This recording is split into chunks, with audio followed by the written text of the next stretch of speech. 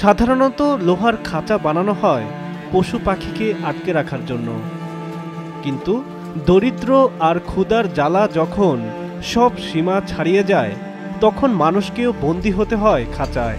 অভাবের তাড়নায় ৩ যমজ শিশু ও ৩.৫ বছরের ছোট্ট মেয়েকে নিয়ে রাস্তায় নেমেছে অসহায় এক মা, যা এখন রীতিমতো ভাইরাল নেট দুনিয়ায়।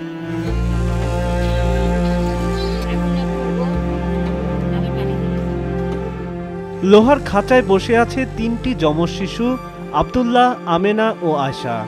খাঁচার বাইরে ক্লান্ত পায়ে হাঁটছে ৩.৫ বছরের ছোট্ট মরিয়ম, আর তাদের সঙ্গে রাস্তায় রাস্তায় ছুটে চলছেন অসহায় মা জান্নাত বেগম। প্রথম দেখায় যে কেউ মনে করতে পারে সন্তানদের সাথে নিয়ে খেলায় মেতেছেন কোনো মা, কিন্তু কাছে আসতে দেখা যায় এক হাতে খাঁচা ধরা, আরেক হাতে সাহায্যের আকুতি জানিয়ে ছুটে চলা মা জান্নাতকে। প্রতিটি বেলার খাবারের জন্য সন্তানদের দিকে তাকিয়ে এভাবেই প্রতিটি দিন পার করতে হয় তাকে। একদম অসহায় হয়ে গেলাম, আমার পাশে দাঁড়ানোর মতো কেউ ছিল না। তার কারণে আমি বুদ্ধি করলাম যে কি করা যায়। তখন রাতে চিন্তা করলাম যে আমি এরকম একটা গাড়ি বানাই, তাহলে বাচ্চাগুলা নিয়ে আমি মানুষের কাছে হাত পাতে খাইতে পারবো, এমনকি বাচ্চাগুলারও খাওয়াইতে পারবো, বাচ্চাগুলো আমার সাথে থাকলো। তখনই বুদ্ধি করে আমি এই গাড়িটা বানাই। তখন আমার হাতে কোনো টাকা পয়সা ছিল না। জান্নাত বেগম ময়মনসিংহের ঈশ্বরগঞ্জের বাসিন্দা। 5 বছর আগে বিয়ে হয় ঠাকুরগাঁয়ের মোহাম্মদ হাবিলের সঙ্গে। তিনি স্বামীর দ্বিতীয় সহধর্মিণী। বর্তমানে ঠাকুরগাঁয়ের জেলা পরিষদ পাড়ায় ছোট্ট ভাড়া বাসায় 4 সন্তান নিয়ে থাকেন জান্নাত। বেশিরভাগ সময়ই খোঁজ রাখেন না স্বামী, সংসারের আয় রোজগারেও কেউ নেই। কোনোদিন খাবার জোটে, কোনোদিন না খেয়েই ঘুমাতে হয় সবাইকে। তাও আমি বাইর হই না, লজ্জা।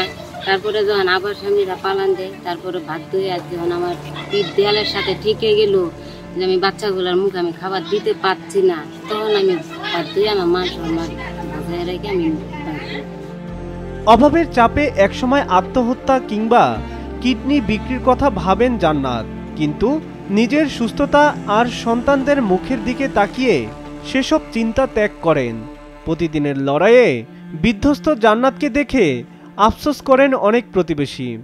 শিশু সন্তানদের ক্ষুধায় কাঁদতে দেখলে কেউ কেউ এগিয়ে আসেন সাহায্য নিয়ে।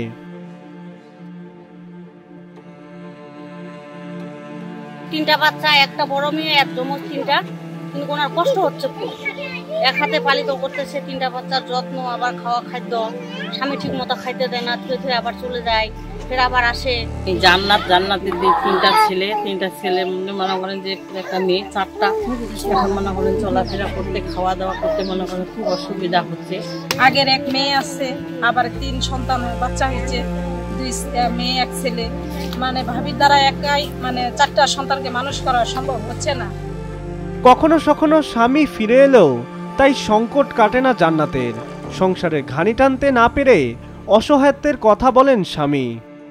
এই 13 মাসই সংসারে আছি, তবে 13 মাসের ভিতর হয়তোবা 2 দিন 4 দিন 5 দিন, হয়তোবা 2 মাস পর হয়তো কাঁচাল লাগছে, বাড়ি থেকে বাইরে হয়ে গেছি, টাকা পয়সা দিতে পারি না, হয়তোবা বাইরে যা খাটছি 2 দিন 4 দিন 5 দিন খাটে আবার নিয়ে আসছে সংসারে দিছি। মনে করেন যে আমি সাধারণ একটা দিন মজুর খাটি, হয়তোবা টুকটুকি রিক্সা চালাই, তবে এতে আমার সংসার চলে না।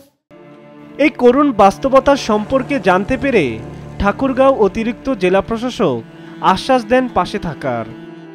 ইতিমধ্যেই জেলা প্রশাসন ঠাকুরগাঁও এই বিষয়টি অবগত হয়েছে।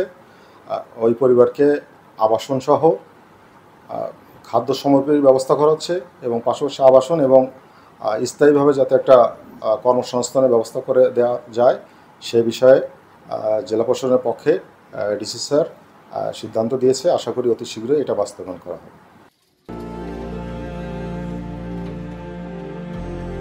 সাব্বির হাসান, মাছরাঙ্গা নিউজ ডেস্ক।